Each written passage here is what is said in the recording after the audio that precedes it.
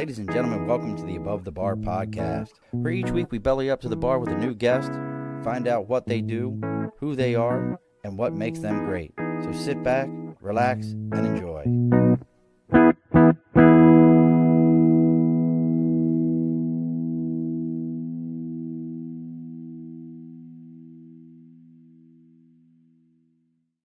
Alrighty, folks, welcome back to the Above the Bar podcast. It's your host, Sean. We bellied up here on August 12th.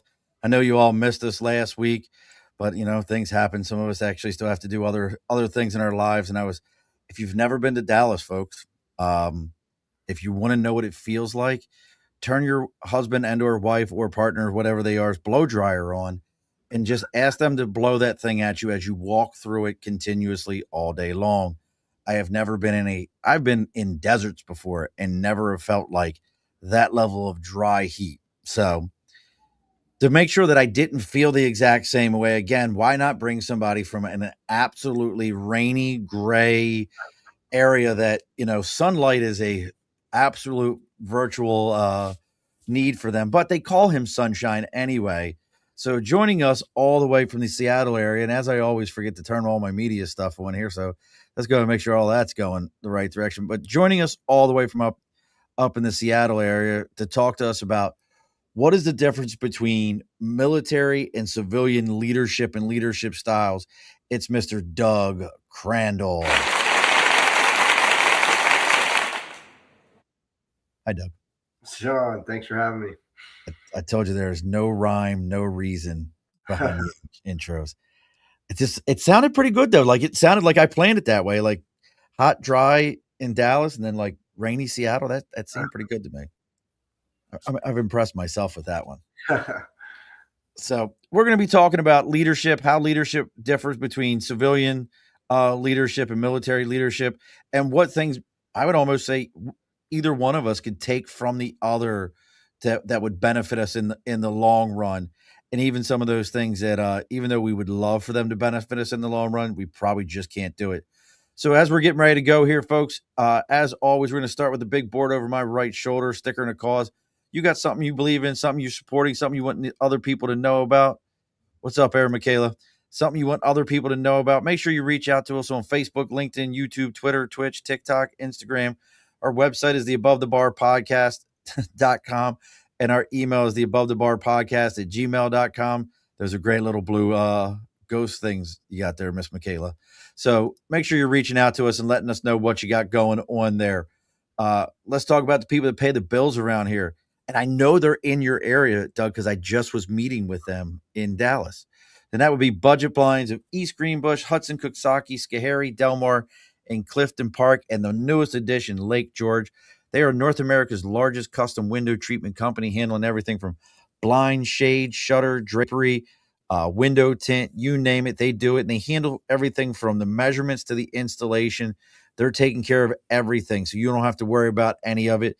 They're there with you, getting that project taken care of. And if you're here in the capital region, this month it is 20% off of all product. Doesn't matter what it is, they're going to give you 20% off your product. And as always, folks, if you tell them you're there to belly up to the bar, they're going to give you an extra 5% off that entire order. So make sure you're reaching out to your local Budget Blinds. And again, if you're here in the capital region of New York, reach out to Budget Blinds of East Greenbush, Hudson, Coxsackie, Schoharie, Delmar, Clifton Park, and Lake George. And they're going to make sure you get it well taken care of. All right there, Mr. Doug. So all the house cleaning stuff is done, out of the way. How are things in Seattle? It looks like sunshine there, so I'm not buying it. It is, yeah. I mean, you've like little mischaracterization. Generally, you're correct, but really nice day today. So it's a special kind of day out there, huh? No hair dryers, yeah. It's absolutely insane, though, that I learned about Seattle. Albany, New York wants to be Seattle, right? I can see that. It absolutely does, because here, so you know what Albany, New York's nickname is? I don't. Tech Valley. Wow. Would not have guessed. Tech Valley, because they have all these technology companies and everything out here. And then add to it, we're on the same exact parallel. That makes sense, yeah. And we actually get more rain than you do. There you go. We have more precipitation. Those are all stupid facts, folks, that are going to do you no good whatsoever. But, Doug, let's get a little bit of a breakdown. So we were talking about this beforehand. So you're a West Point graduate. Yes, sir. Um, I won't ask what year, but West Point graduate, um, Walmart executive. You did 13 years in the Army. Worked with Walmart, ran a leadership program for them. Did you have to live in Arkansas for that? It was a second home. I lived in a DoubleTree hotel in Bentonville, Arkansas, quite a bit. Oh, that is, gosh, I have to remember it after we get done. I can't think of the name right now, but I did window treatments for one of the guys that was an original Sam Walton VP that he hired. Uh-huh. I did window treatments for his daughter, an older woman now, but for his daughter in the Hudson Valley area. But so you did that, and then going through all these different things that you've done, framework building on two forces that shape every interaction. You went through all this, and then you did this crazy thing and decided to write a book. Yeah. Why would you do so? Why would you do that? I mean, Sean, believe it or not, I actually enjoy writing. I don't enjoy selling, and the selling part of the book for me is harder than the writing. So, Isn't it? Well, yeah, I mean, we get writers on all the time, and I'm always like, it's an amazing thing to write a book, to put your ideas to paper. But it's getting everybody to listen to it. What was it when you were putting this together that you felt like, you know what? I need to get this out to other people. They need to hear this. yeah, that's a great question. I think for me, this one in particular, building or diminishing, it just changed me. Like this simple question that I started asking myself, especially with my adult kids, like, are the things coming out of my mouth building them up or diminishing them? Making them feel more confident, capable, valued, just better about themselves. And that doesn't mean what you're saying is always just compliments and stuff, but just is there an intent behind what I'm saying? And I threw that up on a slide one time. I do a lot of teaching with the adult leadership programs, and just threw up that question, like just for people to think about: am I building or diminishing? We had one person in particular that said that question over the course of a 6-month program changed them more than anything else we did in the program. That they started thinking as they were walking into work every morning. This was a doctor, and he said, he just started to tell himself, when you go in today, build your nurses, don't diminish them. And it was a simple idea, and I knew it had changed me, and so I love telling stories, and the book comes through in a lot of story form. So I just decided to go with that. I couldn't imagine anyone in the service that would likes to tell stories. We're such now. Do you ever have to? I don't know if the Army has this one. Do you have the? I don't know if the Army has this one. Do you have in the Army the difference between a sea story and a no shitter? I have not heard that, Sean. No. That's a Navy Marine Corps thing. So you have a sea story, which is, see, I knew this guy. See, there was this guy told me. Yeah, yeah. And they were always had a little bit like you had to take that with a grain of salt. But Sure. if a guy looked at you and went, dude, listen, this is a no shitter, man. This just happened. That means he actually had that event happen in his life and he saw it firsthand. So that's the difference between a sea story and a no shitter. Awesome. I can't believe I haven't heard that. I like it. Yeah, I mean, you know what it is? It's that we all lived in the same house, just on different floors. Yeah. But now, so you're going through this and you're deciding to build this. And I mean, I think it's an incredible question. I'll be really honest with you. Asking the question of, am I building people up or am I diminishing them? Just asking that question every time you walk through a doorway. Really, it's so powerful. I mean, even as you're saying it and I'm thinking about it, I'm like, because we just had a big conversation. I'm going to get your feelings on this. I just had a big conversation with my whole team about perspective. And perception is reality. Listen, folks, it's the reality of where you're at. Because I had a CWO4 tell the same thing to me. He's like, Murph, you could be doing the greatest things in the world, but if perception is that you're a jerk, you're a jerk. Yeah, for sure. And I was like, gosh, that really worked on me. But I'm curious, when you think about these things and that question of, are you building people up or are you providing diminishing returns at that point? Did that come from anything you saw in your time in the Army, or was this something that came from the Walmart environment? How did you even develop that question? It's a great question, Sean. It's funny. We have a previous book that I wrote with a colleague about 10 years ago called Permission to Speak Freely. The original title was Say Anything, and a publisher picked it up. And Say Anything was a really good, as you remember, probably late 80s movie, and they want us to change the title away from that. I really like the first title because the concept was like I can say anything. And that, like, if you asked me that question on that book, I had a couple moments. One was a time my dad just admitted he was wrong after I'd called him out at soccer practice in 6th grade and in front of the whole team. And he came by a couple days later, and it was just about like whether you leaned over the ball or leaned back to get it up in the air. And he just said, "Hey, you were right and I was wrong." And I just remember that freeing me to feel like even as a kid that I could say, what I was thinking, even if I didn't do it right. And I had a moment in the Army as a young lieutenant where I almost fired a tank round that could have killed people had I given the fire command. Oh, but shit. But an NCO behind me, at the Joint Readiness Training Center down in the woods in Louisiana, said, "Don't fire at that one," just like 0.2 of a second before I was about to give the command. And that really was a seminal thing I made meaning of was, boy, I'm glad that guy, I felt empowered to say in that moment, even though he couldn't hear our internal communications and he just saw our gun tube and he was just, saying something potentially from his vantage point, just in case. And I say all that to say, like, that book had a beginning. I actually unfortunately can't point to like the moment where I started asking myself this question of building or diminishing. In the book, I do tell a story about applying to teach at West Point and having 2 different interviews. And the one in the morning, this lieutenant colonel used some sarcasm, kind of made me feel crappy. I didn't know whether it was like part of their game or their culture or whatever. And it wasn't like it was, poor me. I just kind of walked out like, "Oh, I'm not good enough to teach here." And in the afternoon, I went and met this guy named Colonel Casey Brower, and he just made me feel the opposite. He's like, "You're awesome. Like, we want you here." They both ended up selecting me to teach. Like, so it was, it's just different approaches to making me feel a certain way. So I did go back to that in the book, but that was not the genesis of this. I really think it was our youngest son lived with my wife and I for 3 years as his siblings had moved out, and he was just with us, like his sophomore through senior year of high school. And that COVID was during that time. And so we were spending a lot of time with him. He's a sensitive kid. And I don't know. Something just developed into me. Like with my 4th one, I'd learned all these lessons about things I'd done wrong as a parent. And just started really focusing on not saying it to him if it wasn't going to help, and I love that. I mean, well, because what was coming to mind to me when we're thinking about the differences here. And looks, folks, if you're interested again in what Doug's got going on, you want to know more about it, the website is buildingordiminishing.com. You can see what he's got going on. But what kind of jumped off at me is in the Marine Corps, we were very quick to everybody gets yelled at, everybody gets crossed. It doesn't matter. And I grew up in that. I was in an artillery unit. You were talking about tanks. I was in an artillery unit my first 4 years.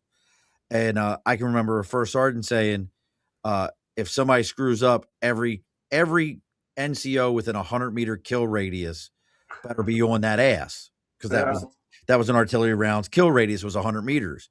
So he expected that every NCO, and I adopted that. And it wasn't until like years later, like you said, for me, it was my dad saying to me, "Hey, son, do you have to be an asshole to everybody?" Yeah. And I'm like, "They're Marines. They need this." But it really, like when you left the Army and some of those leadership things that, like that, how did that, where did you see one of those pieces of that civilian leadership that you've learned now? What would that have affected how you led in the Army? Yeah, that's really interesting. I mean, so on one thing, I have this mentor. I hate calling him a mentor because he's like a father figure. He was a PE teacher at my high school and taught my older siblings. His name is Bruce Brown. He's in his 80s now, but he's just an incredible. He's that teacher that everyone that had him would run through a wall for him. Have kept in touch with him. But he has an organization called Proactive Coaching, and he gives a lot of advice to parents about youth sports and coaches. And I saw a quote on his LinkedIn maybe a year ago, and it said, the most effective leaders are unapologetically demanding and relentlessly positive. And that really launched me. He asked, why did I decide to write a book? Well, we started sharing that quote as well in our programs, and it really stuck. And I think just, I only saw that quote a year ago, and it's changed me profoundly just in this year, where it's not about, I want to win. I want to be great when I'm in an organization. I coached a lot of basketball. I wanted to win every time we took the court. But they're not mutually exclusive. Like you can demand excellence and do it in a way that's like, hey, I know you're better than this. We don't do it that way. It doesn't have to come with making people feel crappy. It certainly should come with holding high standards and making people like me, like raising the bar and getting over it. But I think that's what I would go back and do differently. Like I can look back at times in the Army where it just felt like what you learned was, I mean, I was told as a company commander to fix a dysfunctional culture. And the way I did it was by being incredibly demanding. But my first sergeant pulled me aside one day about a year into it. And was like, sir, every time you come out to training, everyone just braces for you to find stuff that's wrong. And you're never telling us what we're doing right. And it hit me like he hit me in the face with it, and I trusted him. He was a great NCO, and he was right. But I did not see it because I was focused on the mission. You know, brother, I get that 110%. 110%. And again, folks, if you're joining us, if you have questions for Doug, you're wondering about, maybe you have a leadership question, something you think that would be relevant, maybe something you're curious of that you've run into. You were in the military and now you wonder how to take that the other way. How about the other side to the coin? Things that you've seen in the military when you were in the Army that you've brought over, or you wish more civilian companies would do? Because I definitely have opinions on that, but stuff like that. Yeah, I mean, Sean, for me, I'll just be straight up. My big culture shock was HR, and I'm not putting HR people down specifically. It's just the best leaders in the Army. I'm not saying everything's like this, but the best ones you run into care about you profoundly. You know, like if your wife's struggling, if you're whatever, your life is their responsibility in a way. Like, you know, I mean, if your E4 is not getting paid, that is your responsibility. You're on that ass. Yeah, you're not doing anything else until that guy's getting his paycheck, and you eat last, and you take care of your soldiers. These things where like it's just like driven into you who you are, that you take care of people. No, not every leader in the military does that by any stretch, but I think that is like the best ones you see. And I ended up in a company where that's what I brought in that I think was good, and just got crushed by the fact that, well, this is HR's job. And like, no, you're not responsible for this. Like, you just need to focus on the metrics and the KPIs.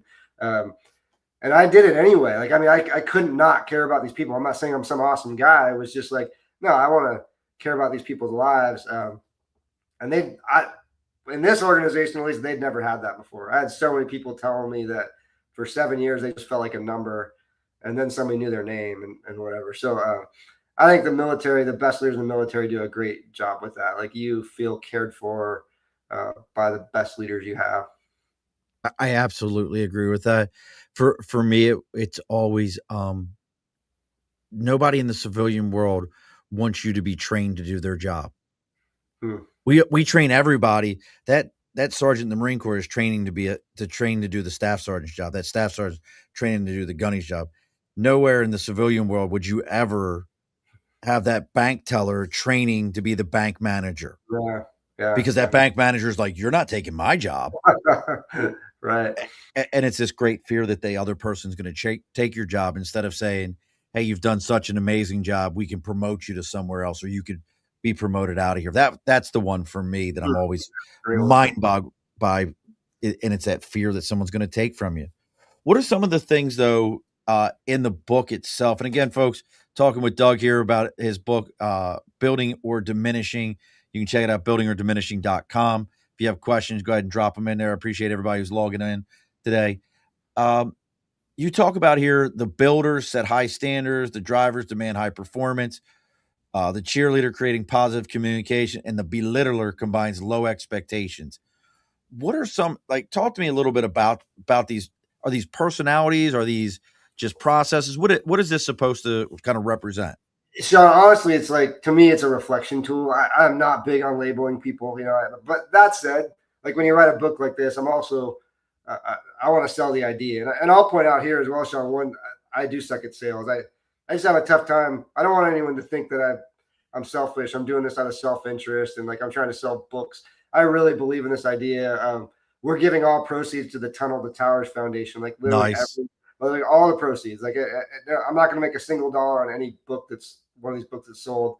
And that truly does come because I think this can help people treat the people they lead better, treat the kids better. So anyway, getting back to that, people like grid. They like 4-box grids, and like just they're way different. Some people don't, and other people do. But to help people understand an idea, we created these 4 archetypes, but they're not labels. And it's not to say you're this.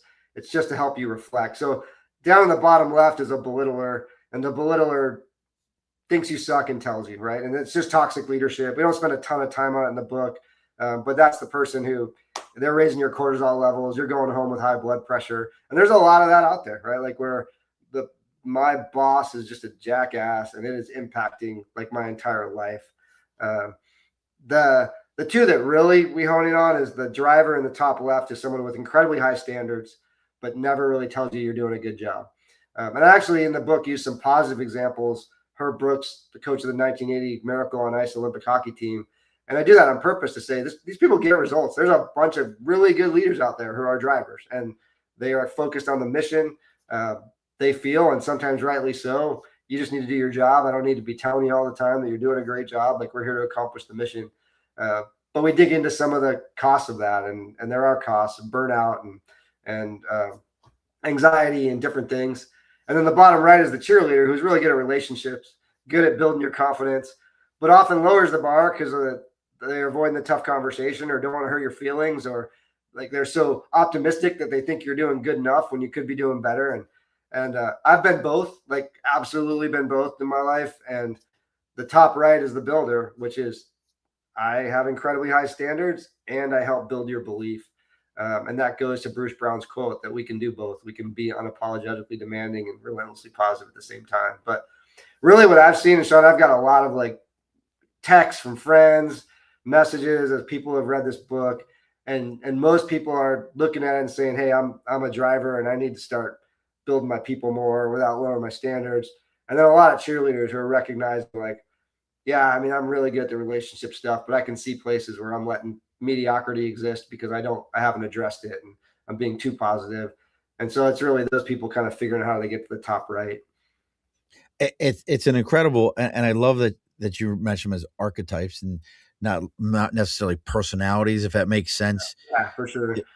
And I can see how we can, but I guess in my mind, something that popped up as I was listening to you and as I was reading about these is that kind of that idea that, you're not stuck in one of these. You can be a builder for an employee that you really do well with, that you really think has a lot of potential, but very quickly be the driver for the one that he can do better, but God, I just want you to do it and be done with you. Yeah, absolutely. Like I see this so quickly, how you can bounce between all of them and not even realize it. For sure. No, great. I mean, that's good. That's as well as I've kind of heard it put, Sean. I love the point that, yeah, it can be, because I have thought of it. And I talk about in the book in different periods of my life where I went like kind of ditch to ditch and went too far and became a cheerleader when I was a driver. But you're absolutely right. It can be just with different people. Yeah. Well, I'm thinking about my team right now. Like I know who's the touchy feely person that I got to kind of, hey, listen, I can build him and I can drive him, but the minute I would belittle him, he's gone. He's gone. I would lose him for the rest of the day. I can't even do that. I got one that I know you're missing the archetype. And maybe you can tell me which one this is. The dad, the dad archetype that goes, I know you can be better. I'm just feeling very disappointed right now. Yeah. Which one is that one? Where does that one fall in? Is that it's not the driver? I think that's getting into builder. Like if you're intentionally like, this person, you're holding them to a standard, using maybe what pushes their buttons. Yeah. I'm so disappointed. I'm not mad at you. I'm just disappointed. I can still remember the first time I had like a I don't remember if he was a sergeant, staff sergeant, like look at me like, hey, Marine, I'm sorry. It's not your fault. It's mine. I should have trained you better. I should have done better. This is what happened. And you're like, no, I can do it.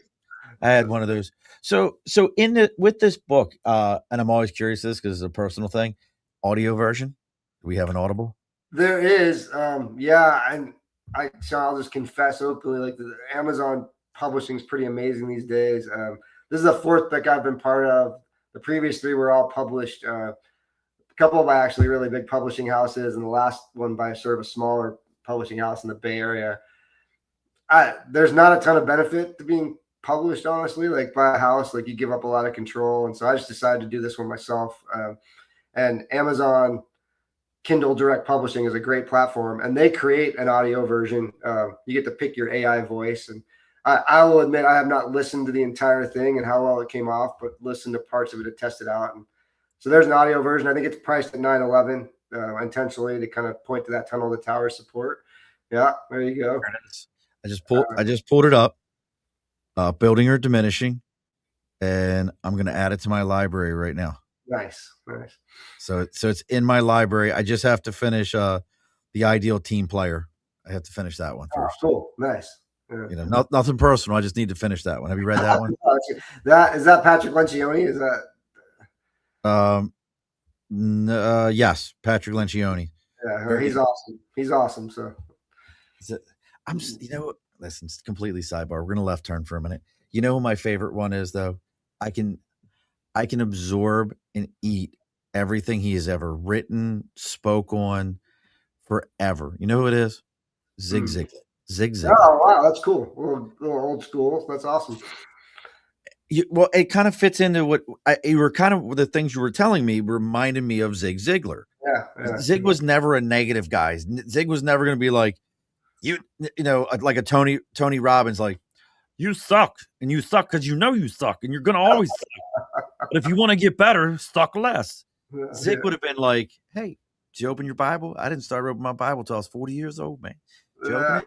Did you hold a door for somebody today and just smile at them and say, hope you have a wonderful day, and that made you feel better, so you had a better day, so you did better? Like, that was Zig. Yeah. These other ones today are all like, fire them. They all suck. You can't just be nice to somebody. Yeah. There's another one when it comes to military and civilian leadership. Do you ever find that when you present information like this, where this is, I don't want to call it touchy-feely, because it's not real touchy-feely, but it's man hug. Does that make sense? It's a man hug, like the arm in the middle, pat on the back, and people kind of go, "Well, wait a sec, weren't you were in the Army for 13 years? Why is your book so, focused on people's feelings and emotions? You're not supposed to be that guy." Do you ever get that feedback from anybody? Yes. I mean, not as direct as that, but I mean, Sean, honestly, the development of the book, which I think worked out really well. I started out doing talks on this, so I kind of skipped that step in how I got to writing it. I mean, I had a question on a slide, and then it became like a keynote, and I was doing the keynote just on the building or diminishing idea, like how our words are making people feel, and I could sense it. Like I could sense I'll stereotype a little bit here, but the CFO in the room or the orthopedic surgeon in the room. It felt a little soft. And so that's where the layering in of expecting excellence came in.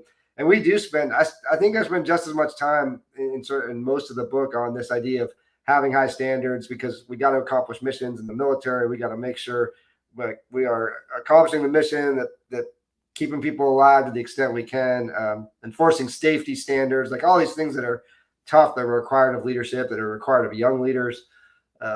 So tried to really lean into that in the book, that it is both, like it is excellence in achieving the mission. But I do get that. I mean, there's no doubt. And I think I even have a personal belief that cheerleaders are going to have more of a tendency to look at it and say, hey, I need to raise my standards, than drivers are going to look at it and say, I need to start building people's confidence. And I don't have research on that. And it's just sort of anecdotal at this point, but it's if I had to go to Vegas and bet money on that, I'd probably bet some money on it. Now with all your training and working with teams and doing all these things, and again, you said this started as a slide, became a keynote, became an entire presentation. It sounds like, do you ever work with teams on making sure they understand who should be in what role? And what I mean by that is I could see where an organization full of builders may get a lot done really, really fast, but have no ability to deal with failure.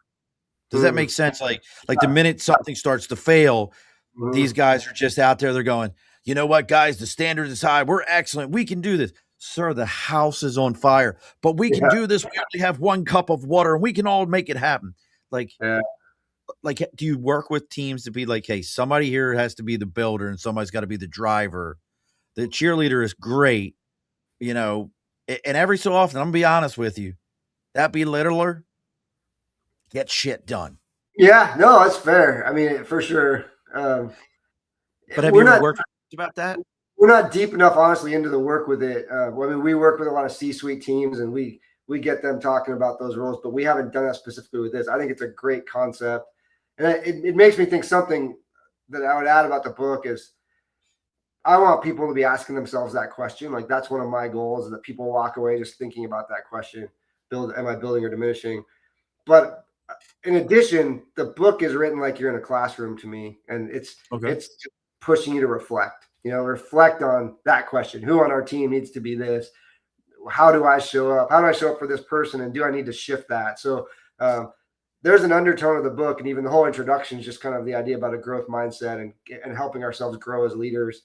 And I intentionally use a lot of stuff I've screwed up myself to just try to get people thinking about it. So I think that that's a great concept. We're probably not deep enough into it yet to have done that, but the book certainly sets it up for people to sit back together in a team and think about, hey, okay, yeah, where am I, and how is this working? And there was one chapter in the book about a team concept, like bringing one of each together and becoming the collective builder as a whole. So, well, when you start selling out stadiums, training in this, and you're donating over there the tunnels and towers, I just need 1% of the donation. Absolutely, my name on it, just 1%. Like, it was this guy's idea. Forget you, Sean. Yeah, that's awesome. All I'm asking for. 1%. It's just like when you have people that are on here and they're like they're actors, maybe done a couple of shows, smaller stuff. I'm like, listen, one day I just want to be on the red carpet. I'm looking for one person to call me like, hey, dude, I'm on the red carpet. You coming? Just so I can go. That's all I'm looking for. That's fair.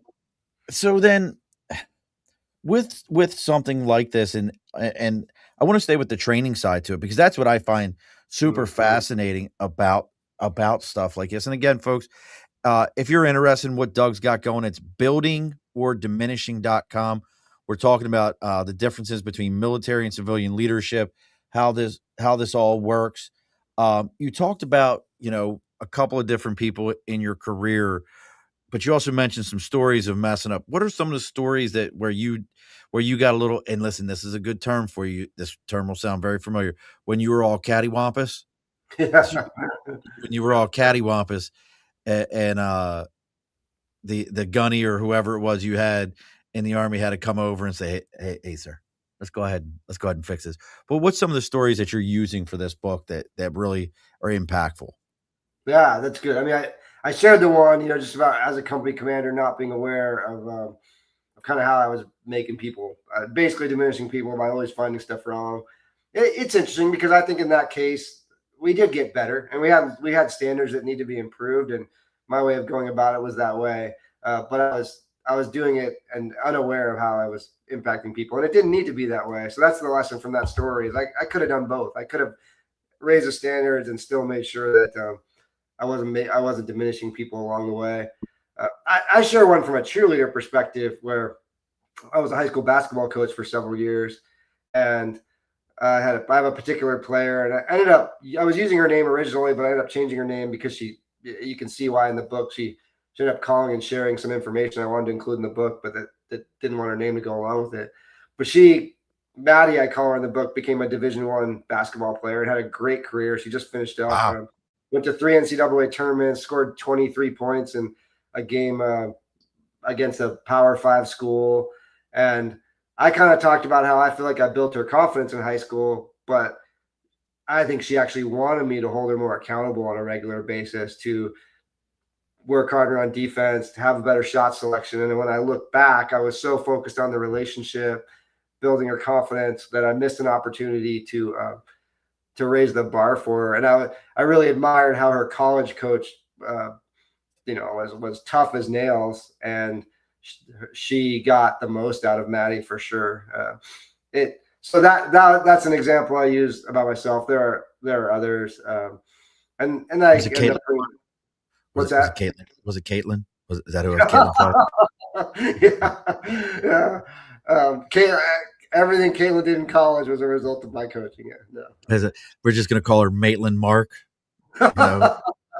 This girl, she was Maitland Mark. It was had not, just couldn't get her to go. That's incredible, dude. That's curious to me. Like, you coach somebody at that level. The other side to it is, do you feel that from a leadership standpoint, and you were in that cheerleader role, not so much that it was maintaining a relationship because you could see the potential, but were you also concerned that if you'd have becoming that driver or that builder, that you were going to damage what was there? Yeah. So I'll finish the story. Like, people can. Yeah, I'm sorry. No, I wasn't going to finish it, but since you bring it up, you can read. So actually, it's the one chapter where I qualify all the time. I'm not a musician. I can't dance. I was just at a wedding, and I can't dance. I can't sing. But I feel like this book, I wrote it a little bit like jazz music, or how I understand jazz music. As things were happening in my life, I was taking them and bringing them into the book. And so I had finished this chapter about me being a cheerleader, and my wife and I were sitting in our room right over here one night, and Maddie, as I called her, this is why I changed her name, because she called us up, and she, with all this stuff going on in NCAA basketball, she thought she was going to potentially get a 5th year. And she was first team all conference in her small conference. And so she was getting recruited by big time schools. And she called up, and she was tearful. Like, she started to share that she had been to 3 NCAA tournaments. She had done all this stuff, but none of it was fun. That she was burnt out, that her coach had pushed all of them so hard that they were just stressed all the time, anxious, that even when they won a league championship, as the coach came into the locker room, they didn't know if they could celebrate. And wow. My wife and I had been to 8 of her games in person over her college career. I watched a bunch of her games on TV. They played phenomenal basketball. Like, I really do admire her coach. Her coach knew hoops. And from the outside, I was saying, wow, look at what she got out of Maddie. And then we get this phone call, and Matt, you could hear the diminishment through the phone. And Maddie, who's a tough kid, was basically just like releasing after 4 years. None of it was fun. And she was saying, I am looking for a program, because I was helping her connect to one of the programs. I'm looking for a program where I have a coach who does both, who can get the most out of me, but makes it fun, cares about me. And so I just added that like postscript to that chapter. I took her coach's name out. I took the program out. I still think her coach is a great basketball coach. But yes, and then I look back and say, well, it is tough to strike that right balance, because I know in high school she still did really well. She got to a D1 school. I was only a small part of that, but I do know I helped build her confidence. And maybe I could have pushed her too hard but I feel like I would have been more in a place now to lead her better after writing this book, reflecting on it, and really thinking how you balance both, where I hadn't thought about that 4 or 5 years ago. See, but I see that so differently than you. It's interesting, because as I'm listening to you and I'm thinking, you're like, oh, I was just, no, you weren't a cheerleader. To me, that you weren't, because as I'm hearing you right now, if you weren't beyond the cheerleader and that builder that you're talking about, she wouldn't have called you. Because if she'd have called, if you were the driver or any of the other ones, she wouldn't have called you, because she needed real advice, real information, quantifiable things from somebody who wasn't just going to go, Maddie, it'll be okay. It'll be fine. You're a good egg. You gave real quantifiable information that she was able to use. I don't know if she went on to a 5th year or she's playing in the WNBA or whatever, but I mean, I'm going to have to pump you up a little bit, brother. Hearing your story, I'm like, maybe you were a cheerleader in high school and that's the way you saw it. She didn't see it that way. I appreciate that, Sean. And it's funny. It actually directed back to something about the book. Is I break the fourth wall or whatever several times and just say, I don't even know if I'm right here. Like, and I recognize that that's not what everybody's used to in reading a book. I mean, you read a lot of stuff and the authors are telling you like how it's done and this is it. And I'm just fully admitting, like, as I go through this book, this is an exploration of an idea that has helped make me better, that I think can help make you better. But, if I was still writing a book, I might include this conversation, so I think it's just, my goal with it is to just get people reflecting and thinking about it. And I'm open to the fact that, that you're right about that one and I'm wrong. So sure, I'll take it. I was a builder. I'm just saying, man, like it really feels, and that's one of the things I'm really enjoying about this in this conversation is the fact that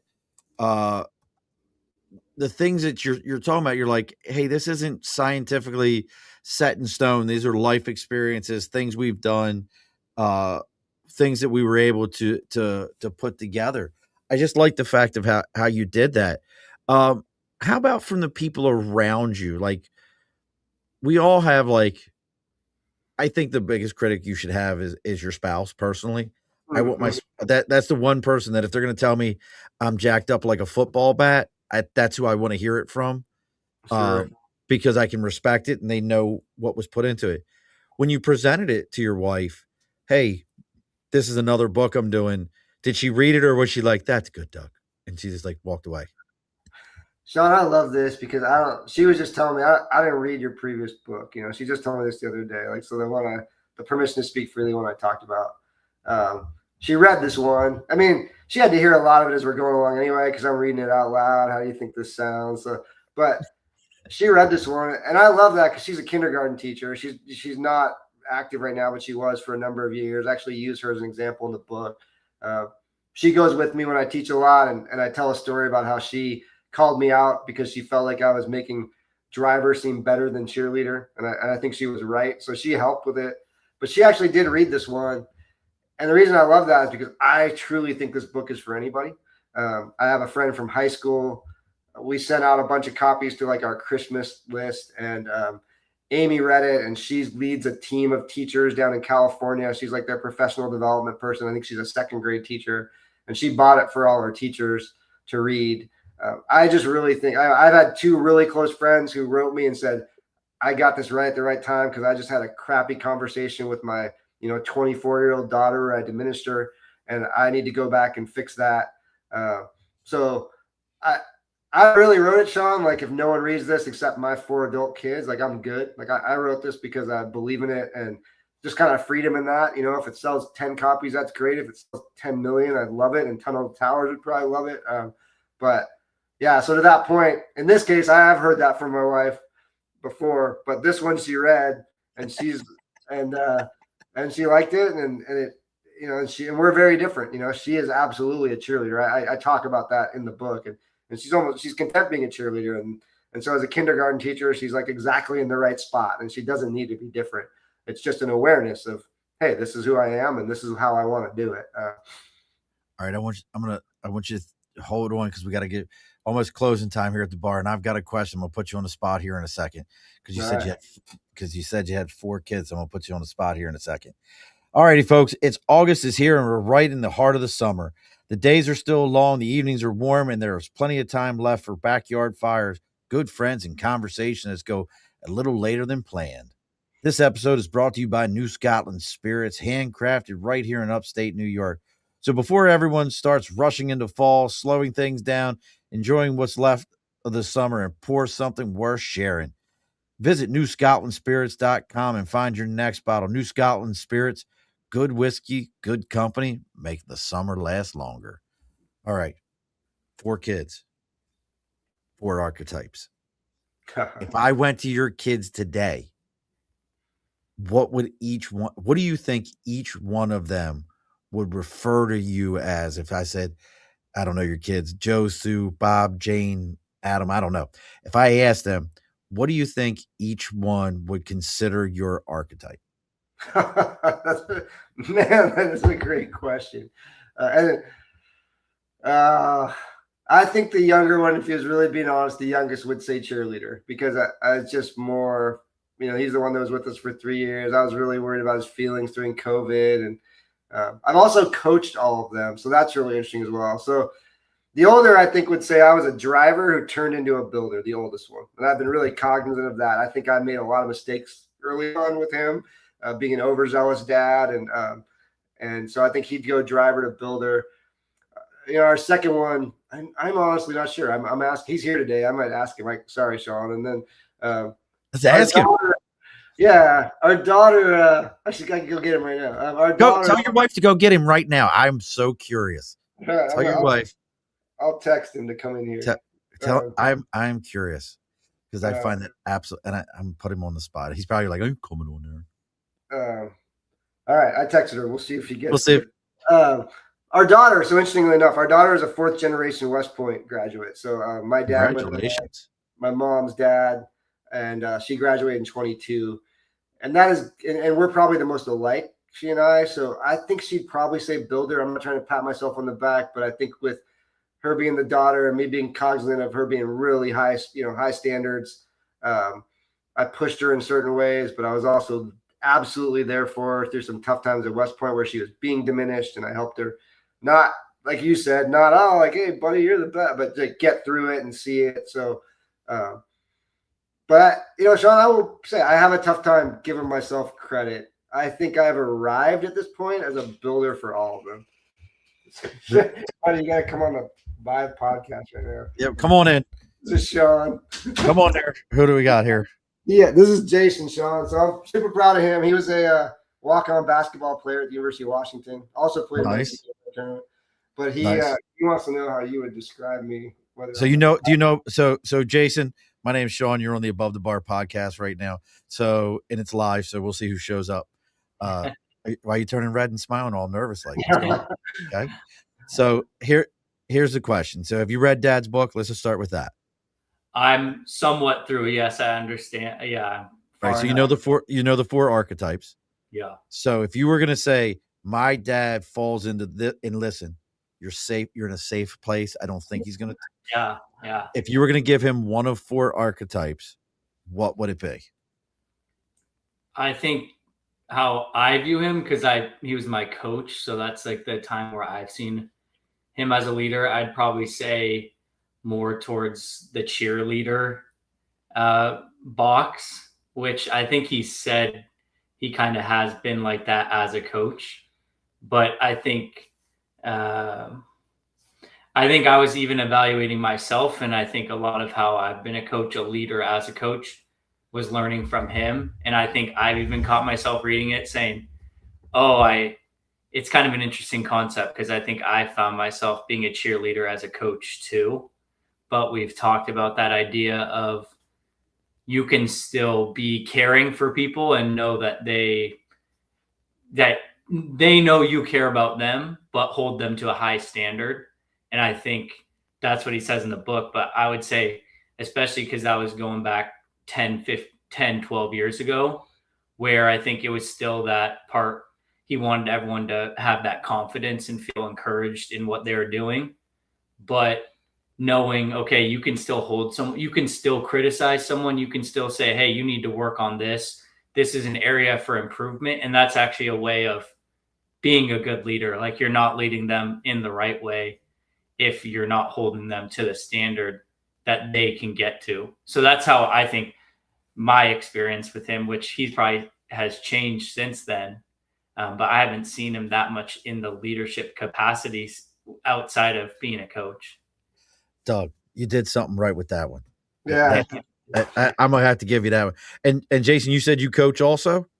Yeah. So I've coached middle school basketball for 4.5 years, the last 4 years with the program of middle schoolers that all would go to the high school that I went to, Issaquah High School. So that's been, fun. Not too shabby. Well, I'm going to assume that everybody in your household, Doug, is over 6 feet. There were not, actually. This guy got the height, so he's actually 6. He's 6 foot even. But and I feel better. At a point in time, had the second highest vertical leap on the University of Washington. All no joke, no false humility, all from his mom's side. His mom's a great athlete. So, listen, I give you a lot of credit. I mean, just hearing this and hearing the way you're talking about your dad, and the leadership that you've gained from him, the fact that you're coaching and that confidence level. I think that's awesome, Jason. And you had the cojones to walk down and go, all right, I'll sit down and tell him about my dad. I don't mind one bit. Listen, dude, that takes big ones. Like, not everybody can sit down next to their dad and be like, all right, I'm gonna tell you about yourself. Give me a moment here. That's pretty awesome, man. That's awesome. Matter of fact, here, look, I told you I have problems finding things, but here we go. There you go. That's for you, brother. I appreciate you. So if you want, so how many copies of his book have you bought? I have personally not bought any, but I guess it's time to go. I guess it's time to go, isn't it, Jason? I guess it's time to go. You haven't bought books for all your fellow teachers or whatever coaches in the middle school, and Dad's got a pretty good cause behind it. I'm not just saying. I mean, maybe you're just a cheerleader. That's it. Just a cheerleader. Hey, thanks, Dad. You're doing a great job, but I got to go ahead and go now.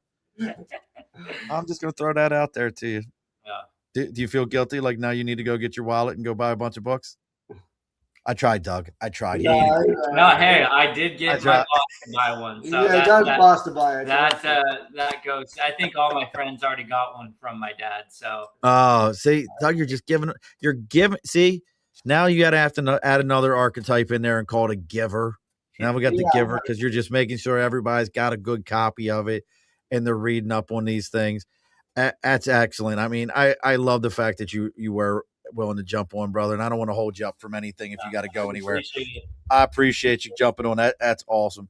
But seriously, Doug, I mean, it's interesting to hear how others see us within these archetypes, and when they, especially once they learn that, hey, this is the way we're seeing different people in these ways. How about I guess really, because we're getting ready, we're almost done here, and there's so much information I want to glean out of this. But how about what is as somebody finishes this book? So they sit down, they finish it, and just so you know, folks, I downloaded the Audible version of it because I drive all day long. The Audible's 4 hours. If you know anything about books, a 4-hour Audible is nothing. It is literally nothing to sit down and listen to. So stop being slow and cheap and go get your copy. I bought mine. What is the one big takeaway that you're hoping that, hey, whoever in whatever field, I don't care if it's the assistant, manager at the fry counter at McDonald's or the CEO, what is the one thing you're hoping they take out of this after they read this works by you? Yeah, Sean, it's that question, like in there, like burned into your brain. Am I building or diminishing as things come out of your mouth? But in the book, we get into it. There's a section just on like how we think, and it can't just be the things we say. It's like how we think about people. I just got done of all things. I just got done with 6 days at a summer camp with like 6 high school juniors. It's a big camp, and I went honestly because I got asked. They needed another person to go. My wife went with some girls, and I was not really looking forward to it. I was fortunate to get placed in a cabin with 6 incredible kids, and the last day I was walking up the stairs, like bringing some cleaning supplies to the room, and a guy was walking down. And I do not blame him, but he looked at me. He's like, "Hey, we survived. Like we got through it." And again, no judgment on him. I get it. Like this guy might have been on his 7th camp. I don't know, but I actually went in and told the guys who I just met 6 days ago that he said that. Didn't say who it was, but just said, I told him I feel the opposite. Like you guys are amazing. And I have, Sean, I'll just say I have trained myself to think like that. I reference this book, Atomic Habits, a bunch in the book. How do we build this habit of just thinking people are good, that they're trying to do the right things? I know that's not always the case. I mean, I've been leading for 30, years in different capacities, and I know it's not always the case. But if you can rewire, like literally rewire your neural pathways to think like that as much as possible, I would love people to just take away the beginning of going there. And that diminishment can be in the form of like low expectations too. So like on both sides, like I'm going to say things that get you to be more confident, more capable, more valued. And honestly, like I hope people read the book and it's a quick read. Like, like you said, it's a 4-hour audio book. I think it's a 4-hour read, honestly, if you just sat down and read it, 'cause it's mostly stories. And I hope people grab it and read it. But even if they didn't, if they take that question away and start just thinking about the way you're making the people you lead feel and what you're trying to get out of them, that would be awesome. Remember, I told you I was a Marine for a long time. 4 hours of reading is very difficult. You can't be asking us to do that.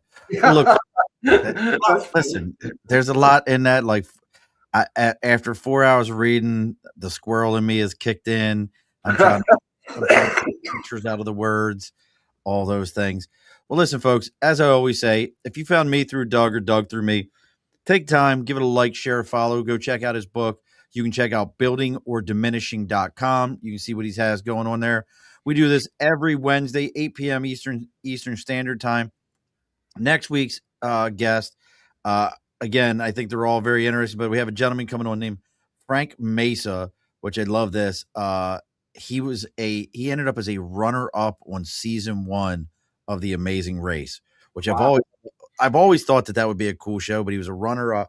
He was ended up as the runner-up on season 1. So I'm assuming you were like the next team that could have won this. But he grew up the son of a Cuban immigrant in a poverty-stricken and often violent neighborhood in Queens, New York. From there, he spent 30 years working his way from frontline to executive leadership in one of the nation's largest public transportation agencies in North America. But from here, he's developed a framework called Evolve, Revolve, Devolve to help people recognize patterns shaping their lives. So we're going to be talking about with him next Wednesday at 8 p.m. Eastern Standard Time. Seeing what he's got going on. We got any other? Who else is the week after that one? Like, this is kind of like we're in our self-improvement theme right now. Like, it kind of goes through spells here. Yeah. So we got that one coming up. Oh, that one, I can't wait for that one. I got a friend that works with the United Nations. But do you know there's 2 parts of the United Nations? There's like the regular United Nations that we're all like, you guys are useless. And then there's like another part of the United Nations. It's the UNE or something like that. And they're like all volunteers. They're people who are actually doing all this stuff and not just talking heads. It's very, very interesting. She does that stuff. She's coming on in a couple weeks. So now listen, Doug, I'm assuming that if you didn't realize this, we're well over 300 and some episodes. We're like been doing this for a while, 6 years. And I know you listened to all of them and completely involved yourself in all of it. But just in case, and don't log off on us afterwards, we just got to talk for a moment after the show. But we always, every episode, let the guest get the final word. What's our final word for tonight? Boy, I can say whatever I want. Go Mariners, Sean. Go Mariners. We're at a bar. Go, because it is a rough Mariners season, and it's bringing me down. It's the first year that I actually paid for a flex season tickets pass, and I feel like I lit my money on fire because they're 8 games below 500, and Cal Raleigh's hitting 154. It's a big part of my life. So, like, the other stuff's going good, but I need a little go Mariners. Oh. I've never had someone say that. So, alrighty, folks, be sure to push your stool in. This has been a Second Front podcast presentation found on Apple, Spotify, and wherever podcasts can be found.